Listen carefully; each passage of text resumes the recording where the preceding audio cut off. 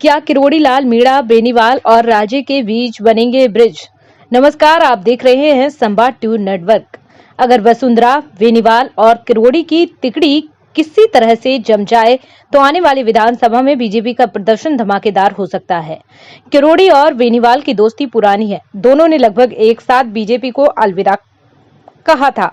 किरोड़ी जहां मन कर्म वचन से समर्पित संघी है, तो वहीं बेनीवाल जाट नेता के तौर पर खुद को स्थापित कर रहे हैं। ऐसे में अगर वसुंधरा बेनीवाल और किरोड़ी की तिकड़ी किसी तरह से जम जाए तो आने वाले विधानसभा में बीजेपी का प्रदर्शन धमाकेदार हो सकता है। कुछ दिन पहले नागौर सांसद हनुमान बेनीलाल और पंजाब के नए मुख्यमंत्री हनुमंत मान की एक तस्वीर ने सियासी गलियारे में गहमा गहमी बढ़ा दी थी, जिसके बाद जयपुर में आम आदमी पार्टी ने विधानसभा की तैयारी का आगाज किया और पार्टी के सदस्यता अभियान की शुरुआत की।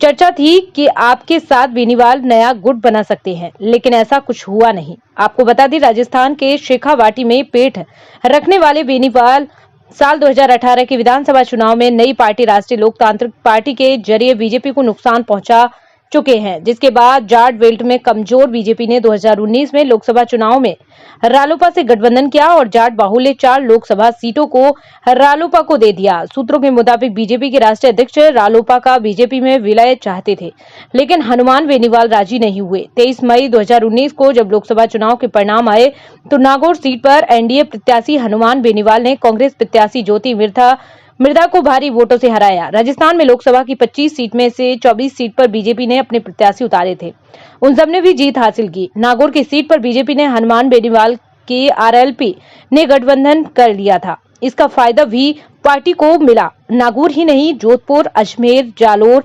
जोधपुर और राजसमंद में असर देखा गया, जहां बेनीवाल की पार्टी बीजेपी प्रत्याशियों के समर्थन में थी। 2019 में बेनीवाल ने राष्ट्रीय स्तर अपनी पार्टी को जमा लिया। इधर गुर्जर आरक्षण आंदोलन के दौरान मीणा समाज के मसीहा के तौर पर उभरे किरोड़ी मीणा का 2008 से 2013 के बीच प्रभाव लगातार कम होता दिखा।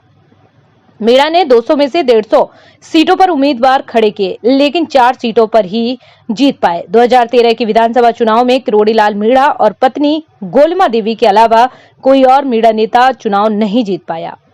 वही 2018 के विधानसभा चुनाव आने से पहले ही संघ और अमित शाह के कहने पर मीणा बीजेपी में चले आए। करीब 10 साल बाद किरोड़ी लाल मीणा बीजेपी में वापस आए और सीधे राज्यसभा का टिकट मिला।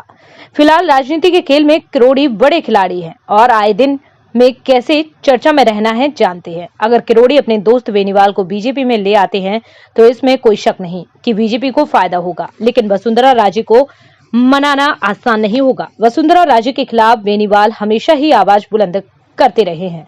ऐसे में बीजेपी में वसुंधरा राजे की मर्जी के बगैर बेनीवाल की एंट्री होना मुश्किल है, लेकिन अगर राजस्थान में राजे, बेनीवाल और किरोड़ी की तिकड़ी मिल जाती है तो ये बीजेपी के लिए ऐतिहासिक दिन होगा और आगामी विधानसभा चुनाव में बीजेपी इतिहास रच सकती है।